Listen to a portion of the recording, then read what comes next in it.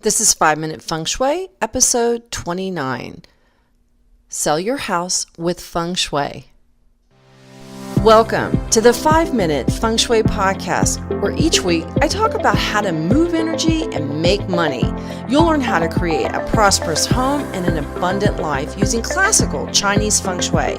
I'm your host, Katie Weber, publisher of the Red Lotus letter, Feng Shui Easing for Wealth. Each week, I'll cover Feng Shui topics that can help you improve your life, share inspiring stories, and always end with 3 easy-to-implement Feng Shui tips that you can put to work right away, and usually in about 5 minutes. Now let's get started on the 5 minutes that could change your life.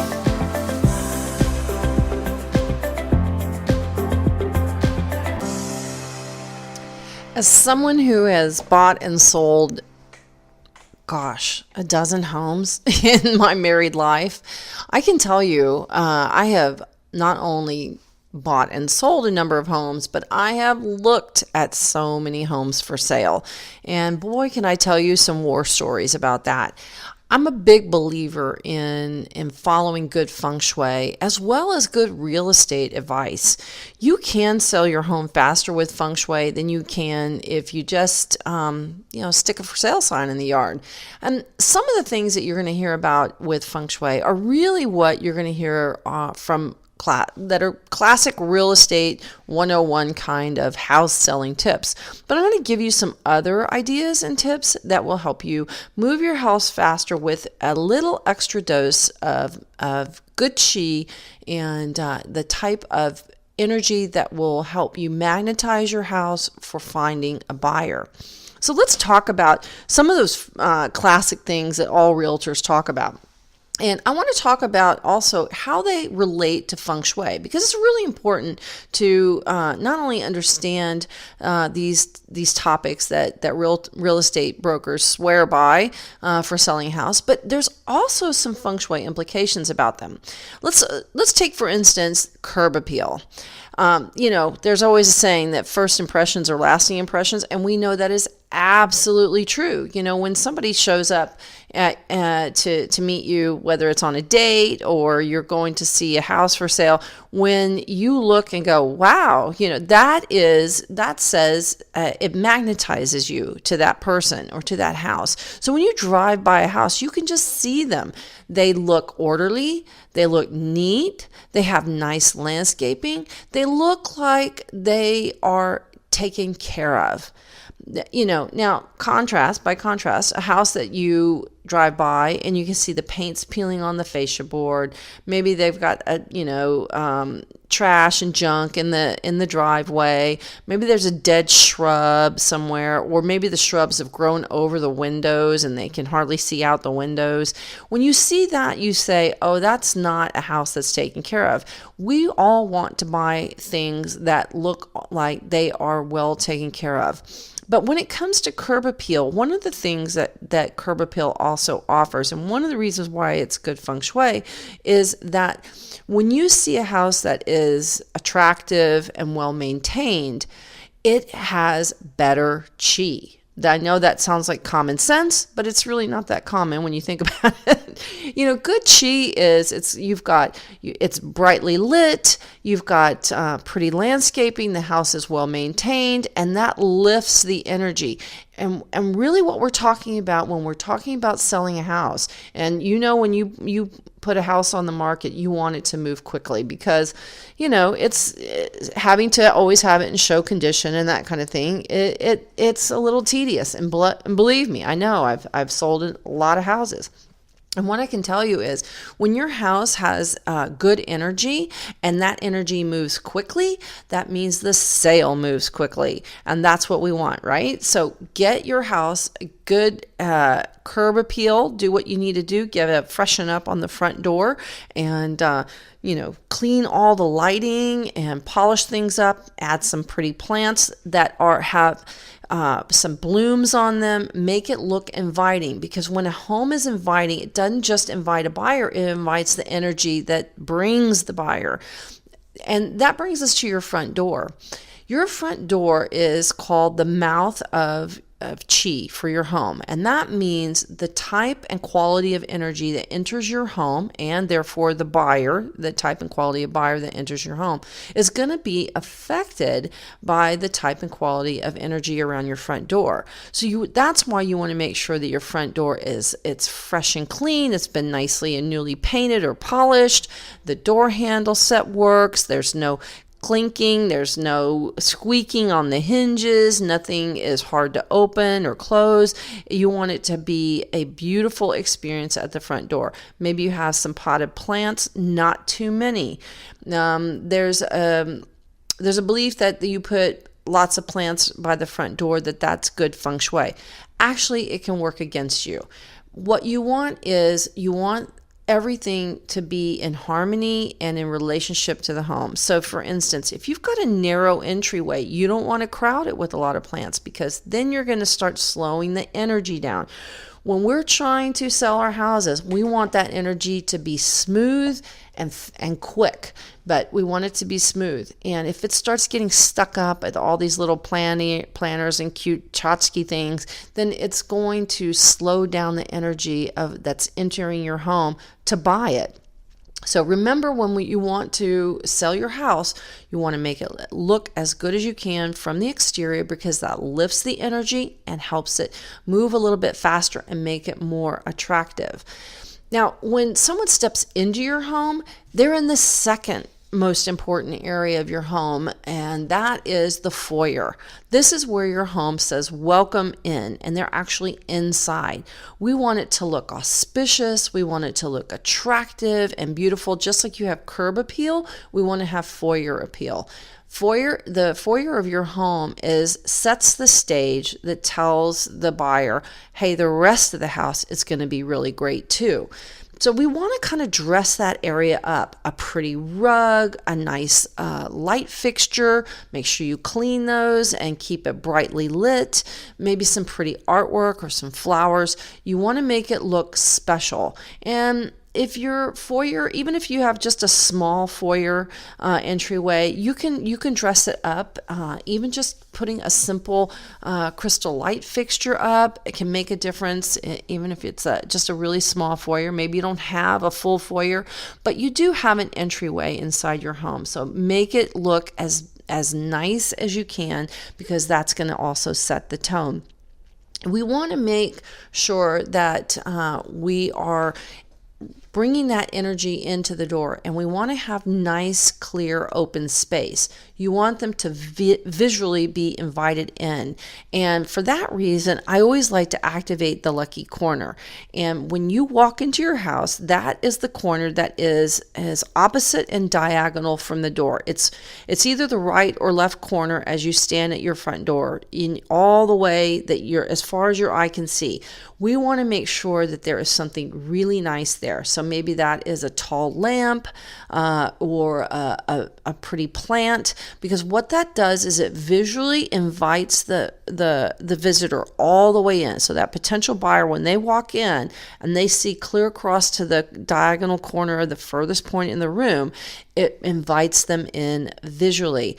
And that helps to set that sort of that cue inside of them that says come in, or I want to be brought in, because energy flows where the eye goes. And if the eye goes into the house, then the person is going to be more engaged with your home. And that's really key. Another thing that we want to look at is making sure that the house is streamlined. Now, I know realtors talk a lot about clutter, and it is true. And the reason they talk about clutter is because they want potential buyers to see potential space for their belongings. They don't want to see a house that's completely rammed full to the gills. Otherwise, they won't see the house. They'll see the stuff. And while some stuff is important, too much of it makes them stop seeing your home and see all your belongings instead. And all they see is not your individual belongings. They see overcrowded conditions. And we don't want that. And one of the reasons that we don't want that is because, once again, we're talking about energy. And when you're trying to sell your house, you want that energy to move faster. And the energy goes where it flows where the eye goes. And if the eye goes to stuck and stagnant, then the energy just stalls. Basically, it's just like running out of gas in your car, and that's what happens to potential buyers. They run out of gas in your home when they're looking, because they're going, oh well, it's just too full and too crammed. And we don't want that to happen. So one of the reasons why I want to declutter and try to remove about 25% of your belongings, if you can, at least in your closets, pare down 25% of your belongings in the closets, especially if they're really full, because we want them to see growth. Even though we prune for growth on trees and plants, we also want to prune for growth in our own house. When we have a home that's too full of stuff, it stops our growth. And one of the things that we're trying to do as we're moving on, for most of us, is we're trying to grow into something new, right? We're trying to grow into a new home, a new circumstance, maybe a new job or new relationship. And part of the reason why you're moving is you want to grow. So if you can start by removing, a good percentage of your items and declutter the house and give yourself that room to grow, the energy moves faster. The potential home buyer sees more space instead of your stuff. They see your home, instead of all the belongings or the things that you have in your closet. I can still remember a house I went to had a really nice large master bedroom closet. They had a his and hers closet, and all I could remember was it was rammed to the gills with purses. And I stopped seeing the closet because I was just seeing all of the purses. You don't want potential buyers to do that. You don't want them to focus on your stuff. You want them to focus on your house. So you want to make sure that you've got plenty of room. Now, this is really important too in the kitchen. We want to see nice, clear, clean countertops in the kitchen and in the bathroom. Even paring down to maybe a coffee maker. If you drink coffee every day, leave your coffee maker there. You don't have to completely remove it. I wouldn't think that's even necessary, because that's normal. If that's your normal, that's perfectly acceptable. But all the other things, if you don't use them, if you're not using your Cuisinart every day, then put it away.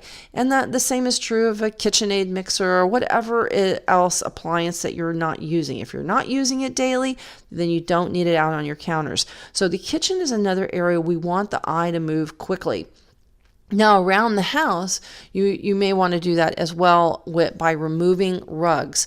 While rugs are really terrific, if you have, let's say, a rug on top of carpet, well, maybe you want to take that out, because the rug will cause energy to slow down. And what we want is energy to move quickly. Leave out a bowl of candy somewhere, like some chocolates. Chocolate is a great thing to add to a candy bowl, because it's very yang, and people have a serotonin connection. It stimulates serotonin, that feel-good chemical in our brain. So if you want to leave some candy out, like such as chocolates, that's a really nice touch, and it helps them to connect through taste and the visual. And taking something in the house. You also want to make sure that smell is also considered when you're looking at selling your home. Make sure that you maybe use some type of, maybe a steam cleaning. If you can get your comforters cleaned. If you've got pets, you want to definitely make sure that their beds are fresh and have been freshly cleaned, so that there's no lingering pet smells, that kind of thing. And have a nice clean odor, something like pine or cinnamon, anything of like a tree, but avoid excess sweet smells. It's better to have a natural smell. If it's, I've seen some plug-in things that are like, warm cinnamon or warm coffee cake or hazelnut such and such. I would avoid that and stick to something that's very clean and fresh smelling. That will be a lot better in terms of getting the impression of cleanliness and being clean in the house. Another thing you want to do is properly place your for sale sign. So when you are putting your for sale sign out in the yard, you want to look out your front door or toward the street at the front of the house, and you want the for sale sign to the left of it. So that's as you're looking out, it's going to be to the left. Now, if you're looking at the house, if you're on the street and you're looking at the house and you're looking at the front of the house or the front door, then the sign would be to the right. This is the receiving side. So as the house is sitting, it would be on the left side of the door as you're looking out toward the street, and that's the receiving side. And we want to receive offers, right? We want to receive more potential buyers and showings. We want to see that. The other thing that we want to do is to activate the home. So maybe you have some music playing somewhere, especially in the northwest corner. This is the helpful people sector, and having something that's kinetic, maybe that's a clock or you have a ceiling fan on, make sure that there is some motion in the home. You don't want it to be deathly still. So maybe you have a fan on, you have some music playing, not too much, not every fan, like ceiling fan, like I live in the South, so there's always ceiling fans everywhere. Just one or two, just have some movement in the home. That makes the house feel more alive. A clock is another thing, like a pendulum clock, something that is moving. So moving and sound is important that you have in the house. And then, if you've done your work and you've made it very neutral, so removed the photos of your family and kind of depersonalize it, like realtors recommend, I think you'll be in good shape with good curb appeal, with making sure that the house has been deeply cleaned and it's been decluttered, so that you have a nice clear palette, so that the new or potential new homeowner can look and see your house and not just look at your stuff. And the other thing that you might want to do is, if you want to kind of activate that home energy, you can add a crystal or something like a vase in the southwest corner of your home. This symbolizes the mother, and it collects good energy. So put that in the southwest corner of your home. I also like fresh flowers. Just a simple vase, even if it's just a single flower, like a bunch of roses, and they're cut short, or in a simple vase. Keep it simpler, not a big grand bouquet, but you want to have that yang energy in the house. So we've got a little movement, we've got some fresh flowers that gives us some yang energy. The house smells good, it's been decluttered and depersonalized, and then and it's going to make all the difference in the world. Okay, well, we're right here at the end, and I'm going to leave you with 3 important tips that some of one we've talked about, but I want to reinforce. But I'm going to leave you these 3 quick tips. The first is you want to declutter and move the chi. We want to keep the energy moving quickly in your house when you put it up for sale, right? If it's overcrowded, it's stuck and it's stagnant. If it's been decluttered and streamlined, it's going to move quicker and the chi flows faster, and that brings more potential homeowners or potential buyers to your house. Number 2, say goodbye to your house. Find something that really means I'm home, and take it and put it in storage. Because this tells the house, okay, I'm ready to let you go, and this is going to go into my new home. This is the thing that makes me feel like, okay, I'm home. For me, I have a cast iron skillet that was my grandmother's, and I love it. And wherever I am and wherever that skillet is, that's home to me. And when I pack that up, that means I'm ready to say goodbye to the house. Maybe what you do is you take the welcome mat off the front porch and you buy a new one for the new homeowner who will be there. Of course, a new welcome mat is always a good idea. And find something in your home that means home to you, and it is going to by taking that out, it's telling your house, I'm ready to move on. And I think that's important for the energy of the house to understand you're ready to move on too. The last thing, and probably one of my very, very best and most favorite moving tip, and it's worked for me every time, is to move the heaviest thing from the most southern corner of your house. So my last house, I didn't want to move my china cabinet. I knew this tip, but I didn't want to do it. It was a china cabinet. I mean, they're big, they're heavy, they're bulky, they're full of china, they're full of stemware. I didn't want to have to unload it all and pack it all. I wanted to do that once we were ready to move, but the house wasn't selling. So I decided, okay, I'm going to take my own advice, and I packed up all the china and all the crystal out of it, and then we had movers come and take it and put it into a storage room. Within 2 days, we had 4 offers, 1 over asking, and we had something like a dozen showings. It was crazy how fast it worked.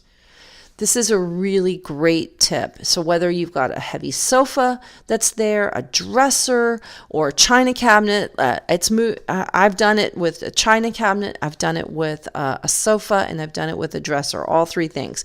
They're big, they're bulky, they're inconvenient. You don't want to move them, but I promise you, move that thing from the southernmost corner of your house, and you'll be amazed at how quickly that house sale goes through. I hope you enjoyed today's episode of 5 Minute Feng Shui. I'll talk to you next time. Thanks for listening today to 5 Minute Feng Shui. The Year of the Pig is coming, and I want to share with you where you can find everything you want in the year ahead. That's because the prosperity star is coming this year, and it's showering us with a Roman candle of opportunities for money, abundance, and love. And it's all in my annual Feng Shui Forecast Success Pack. You'll get a full year of in-depth Feng Shui details about how to use the energy of the year for success and prosperity. And it's for every house and every zodiac sign. And my forecast also includes lucky clothing colors, handbag, and wallet colors. You'll get a full zodiac report for your Chinese zodiac sign and so much more. Be sure to go to redlotusletter.com/annual for all the details on the Year of the Pig.